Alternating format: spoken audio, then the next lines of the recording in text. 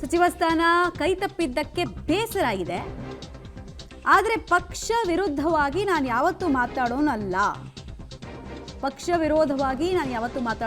ಅಂತ RB. Timmapur ಸ್ಪಷ್ಟನೆಯನ್ನ audio viral ಆದ ಬೆನ್ನಲ್ಲೇ ಹೇಳಿದ್ದಾರೆ. ಮತ್ತು ನನ್ನ ಮೇಲೆ ಸುಳ್ಳು ಆರೋಪವನ್ನು ಮಾಡ್ತಿದ್ದಾರೆ ಅಂತ ಕೂಡ ಆರ್.ಬಿ. ತಿಮ್ಮಾಪುರ್ ಹೇಳ್ತಾ ಇದ್ದಾರೆ, ಸ್ಪಷ್ಟೀಕರಣ ಕೊಡ್ತಾ ಇದ್ದಾರೆ. ರಾಜಕಾರಣದಲ್ಲಿ ಷಡ್ಯಂತ್ರ ನಡೆಯೋದು ಸಹಜ ಅಂತ ಕೂಡ ಹೇಳಿದ್ದಾರೆ.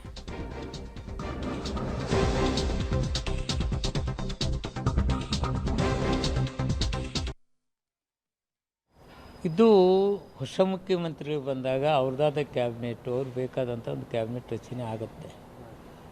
ಅದರಲ್ಲಿ ಬೇಸರ ಎಂಥದ್ದು?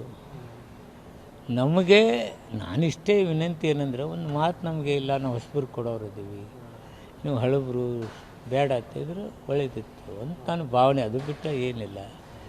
ಎಲ್ಲರೂ ಹೊಸ ಟೀಮ್ ಬಂದಿದೆ, ಹೊಸದಾಗಿ ಕೆಲಸ ಮಾಡ್ತಾಯಿದ್ದಾರೆ, ಹೈಕಮಾಂಡ್ ಒಳ್ಳೆ ತೀರ್ಮಾನ ತೆಗೆದುಕೊಂಡಿದೆ, ಎಲ್ಲವೂ ಸರಿ ಇದೆ. ನಾನು ಭಾಳ ಸಲ ಹೇಳಿದ್ದೀನಿ, ನಿನ್ನೆ ಹೇಳಿದ್ದೀನಿ. ನಮಗೊಂದು ಹೇಳಿದರೆ ಭಾಳ ಖುಷಿ ಇರ್ತಿತ್ತು ಅಂತ ಹೇಳಾರ್ದ ಮಾಡಿದ್ರಲ್ಲ ಅನ್ನೋ ಭಾವನೆ. ನಾನೇನು ಮಾತಾಡಿಲ್ಲ, ನೀವು ಆಡಿಯೋ ಕೇಳಿದ್ದೀರಲ್ಲ, ನಾನೇನು ಮಾತಾಡಿದ್ದೆ ಏನಿಲ್ಲಲ್ಲ. ಅವರೇನು ನಂಜನಮಠ ಅವ್ರು ಮಾತಾಡಿದ್ದು ನೀವು ನೋಡಿದ್ದೀರಿ, ನೀವು ಕೇಳಿದ್ದೀರಿ ಅಂತ ತಿಳ್ಕೊತೀನಿ. ನಾನೇನು ಮಾತಾಡಿದ್ದೆ.